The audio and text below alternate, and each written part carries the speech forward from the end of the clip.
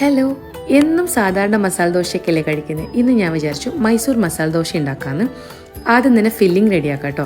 കടായി ചൂടാൻ വെച്ചിട്ടുണ്ട്. ഇതിലേക്ക് കുറച്ച് എണ്ണ ഒഴിച്ചു കൊടുക്കുകയാണ്. ഇനി കടുകും ജീരകവും ഉഴുന്നും കൂടെ പൊട്ടിച്ചെടുക്കാം. അതിലേക്ക് കറിവേപ്പിലയും സവാളയും ഇട്ട് കൊടുത്തു. എരിവിനനുസരിച്ച് പച്ചമുളകും, ആവശ്യത്തിന് ഉപ്പും മഞ്ഞൾപ്പൊടിയും.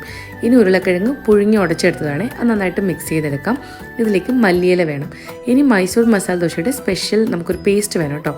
അതിന് വേണ്ടിയിട്ട് വറ്റൽമുളകും അതുപോലെ തന്നെ വെളുത്തുള്ളി, കറിവേപ്പില, ജീരകം, പുട്ടുകടല, പിന്നെ കൊത്തമല്ലി, അതിലേക്ക് കുറച്ച് പുളിവെള്ളം ഒഴിച്ചു കൊടുക്കാം.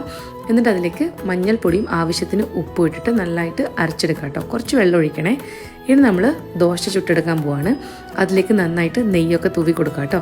അതിന് മുകളിലൂടെ ഈ പേസ്റ്റ് ഇല്ലേ, അതും നന്നായിട്ട് പരട്ടി കൊടുക്കുക. ഇനി നമുക്ക് ഫില്ലിംഗ് വെച്ച് കൊടുത്തിട്ട് അതിലേക്ക് സവാള ഇട്ട് കൊടുക്കാം. ഈ സവാള ഒരു പ്രത്യേക ടേസ്റ്റ് തരും കേട്ടോ. അത് കഴിഞ്ഞാൽ എന്താ, നല്ല ക്രിസ്പി മൈസൂർ മസാല ദോശ റെഡിയായി. Thank you so much.